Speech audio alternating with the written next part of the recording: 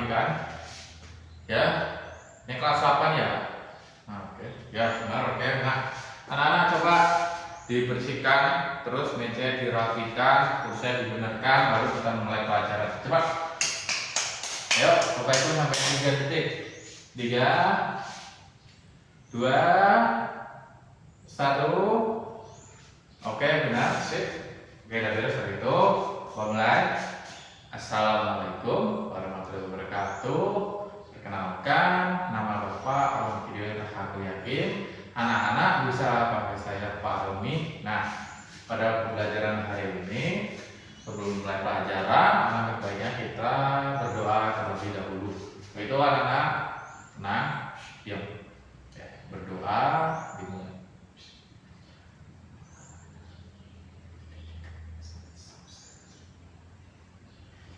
Selesai. Baik anak-anak, hari ini hari apa? Oke, hari Selasa tanggal 19 Mei 2026.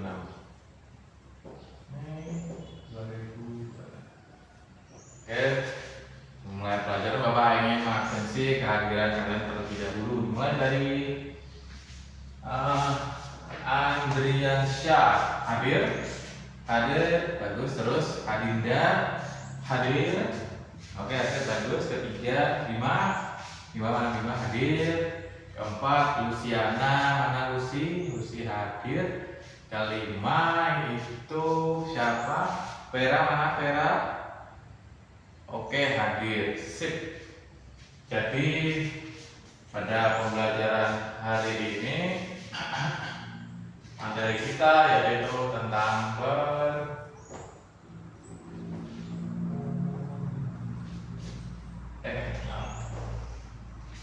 dan undangan. Nah, materi kita hari ini adalah perundang-undangan. Nah, kita mulai dari pengertian perundang-undangan.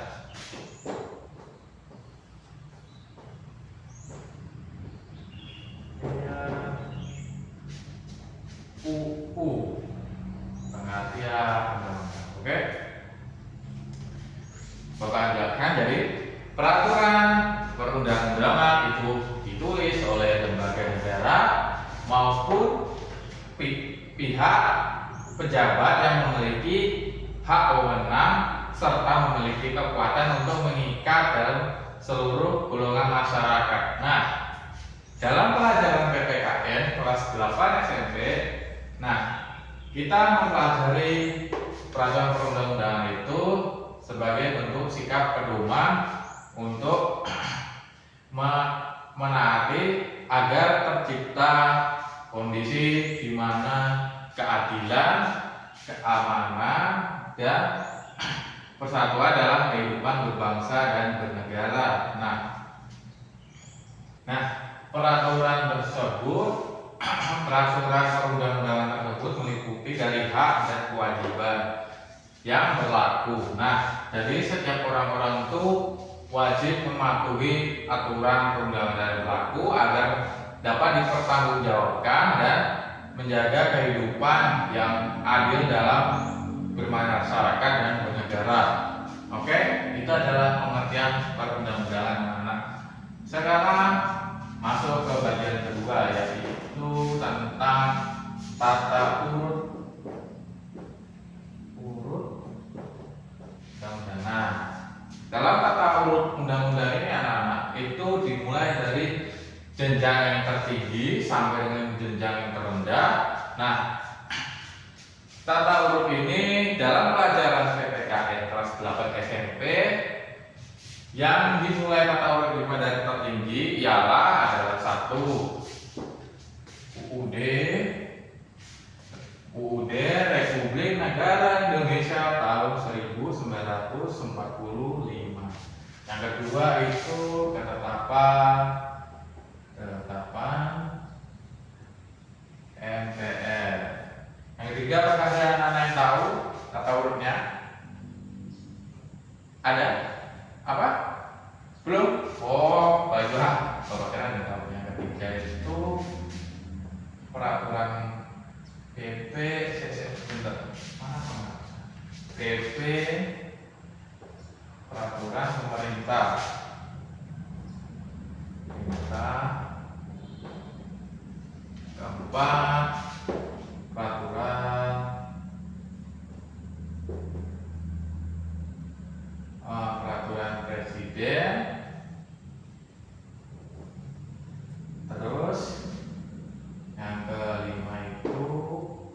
peraturan provinsi serta peraturan PMK dan Pemkot. Ini ya, provinsi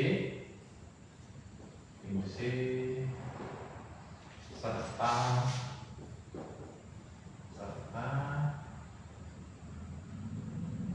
PMK dan Pemkot.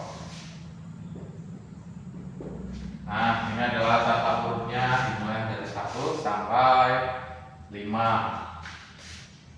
Oke, nah tata urut ini memiliki aturannya. Jadi setiap peraturan yang memiliki nilai dari jenjang yang terendah itu nggak boleh bertentangan dengan peraturan yang memiliki aturan yang berada di jenjang tertinggi. Seperti contoh UUD 1545 itu jika ada pihak berwenang yang berada di tingkat 4 sampai 5 yang bikin aturan yang bertentangan dengan nilai yang berada di tingkat 1 UUD ini, maka nggak bisa, bakalan ditolak karena agar terciptanya keseimbangan, agar menciptakan keseimbangan dan dapat menjalankan hidup bernegara yang berarah yang benar, jadi bisa satu tujuan. Oke. Mana? Jadi ini adalah tata urutnya. Terus kita masuk ke bagian ketiga.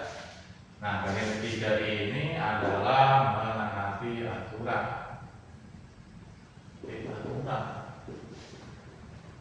Nah, anak-anak jadi jangan hanya mempelajari peraturan undang-undang sampai tata urutnya doang, terus udah mentok. Kita harus lanjut ke bagian 3. Jadi kita harus menaati aturan.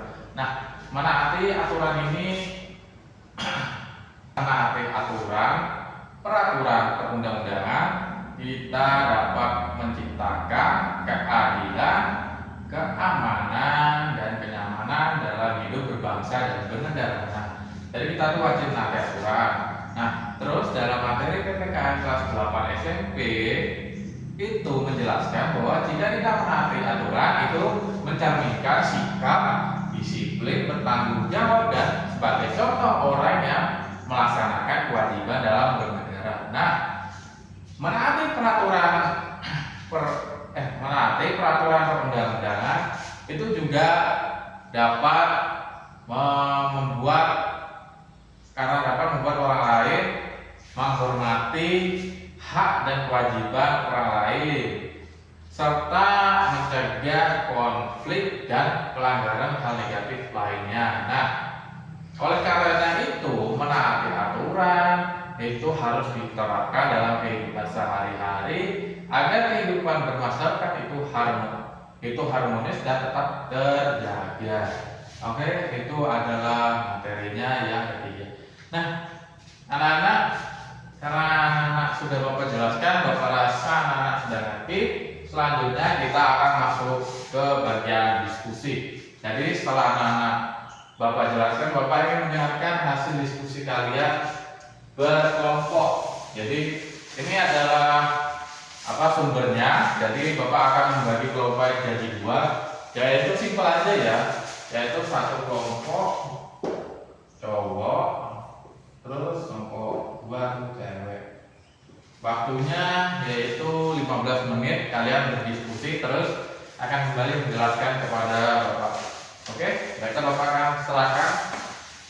Ini, baik, mana silakan diambil. Terus juga yang ini. Oke, bagus. Kalau gitu Bapak akan menunggu kalian selama 15 menit. Semoga bisa selesai dengan baik. Oke anak-anak, sudah selesai juga 15 menit. Saatnya kumpulkan itu sumber materinya, sumber diskusinya. Sekarang Bapak ingin mendengar hasil diskusi kalian, yaitu apa aja. Dimulai dari kelompok cowok. Oke, apa hasilnya? Ya, siap. Gimana Tiasa? Oke, sip, benar. Jadi ini adalah sebuah pengendara maupun motor dan mobil yang berhenti di zebra cross. Seharusnya zebra cross ini adalah tempat orang jalan. Jadi harusnya itu mereka kesulitan menyeberang. Jadi Ini adalah bentuk pelanggaran dalam rambu-rambu lalu lintas. Nah, ini akan menyebabkan kerugian bagi pengendara serta pejalan kaki, dan juga bagi pengendara itu akan mendapatkan hukuman dari pihak berwenang. Sebagai contoh pihak berwenangnya itu adalah polisi. Nah, sebagai solusi agar kita tidak melanggar hukum peraturan perundang-undangan, ini adalah contohnya. Sekarang kita berikan solusi, Bapak akan berikan solusinya, yaitu satu, kita bisa berhenti sebelum zebra cross. Memang sepatutnya berhentinya itu sebelum zebra cross. Jadi ini para orang tua atau anak-anak pejalan kaki harus lewat di seberang sini. Nah, jadi bagi pejalan kaki juga nggak boleh menyeberang sembarangan, harus nyebrang di saat lampu ini berwarna merah, jangan warna hijau, nanti tabrak ya. Oke, sip. Sudah bagus, siap. Kelompoknya cowok emang bagus, Bapak kira hasilnya kurang gitu. Oke, sekarang lanjut Bapak ngambil hasil diskusi kelompok cewek. Sip. Nah, dari gambar ini coba jelaskan siapa Luciana, mana hasil diskusinya? Ya, oke, sip. Baiklah, Bapak akan memberikan penguatan hingga penjelasan selanjutnya, yaitu ini pelanggaran bagi pengendara motor. Salah satunya ia menyeberang sebelum lampu hijau. Yang pertama pelanggarannya, kedua tidak memakai helm. Nah, terus ini akan menyebabkan kerugian bagi pengendara maupun orang lain. Karena jika ada seandainya ini jalan lurus, terus ada orang yang dari sini, nah yang Bapak berikan sebagai contoh yang dari gampang ngerti ya, pakai video lah nih. Ini ada pelanggar yang merobos, terus, nah ini kan merobos, terus ada pengendara lain juga di sini. Karena yang di sini tuh kebetulannya tuh lampu hijau. Hijau, ininya si pengendara nakal ini itu lampunya merah. Hasilnya apa? Hasilnya kecelakaan. Udah kecelakaan, terkena denda, ditilang lagi. Nah, jadi solusinya kita tuh harus berhenti terlebih dahulu di saat lampu merah. Kedua, kita wajib memakai helm jika terjadi seandainya amit-amitnya kita kecelakaan ya, karena ini satu hijau satu merah, terus kita terbentur di bagian kepala, terus terjadi pendarahan. Karena pendarahannya paling sulit itu untuk disembuhkan itu pendarahan di kepala. Makanya pihak polisi serta jajaran lainnya setuju bahwa helm adalah bentuk keselamatan. Oke, itu aja anak. Oke, sudah Bapak jelaskan solusinya, terus Bapak sudah jelaskan ini penguatannya. Anak-anak hebat, Bapak bangga. Baiklah, kalau gitu Bapak akan memberikan selanjutnya 4 menit. Nah, kan Bapak memberikan kesimpulan ya, yaitu peraturan undang-undang ini ditulis oleh pihak berwenang dari pejabat maupun lembaga negara. Kedua, terus undang-undang memiliki tata urut dimulai dari yang tertinggi yaitu Undang-Undang 1945 sampai yang terendah yaitu provinsi serta Pemkat ataupun Pemkot. Ketiga, menaati aturan itu ya harus orang dewasa, anak-anak juga wajib. Itu aturannya itu bisa berlaku dari sekolah, lingkungan maupun negara. Oke, itu aja anak-anak. Sekarang tutup bukunya. Kita berdoa terlebih dahulu sebelum menyelesaikan pelajaran. Ya, siap? Oke, kalau sudah tutup pelajarannya, kita berdoa terlebih dahulu sebagai doa untuk. Oke, siap. Oke, doa dimulai.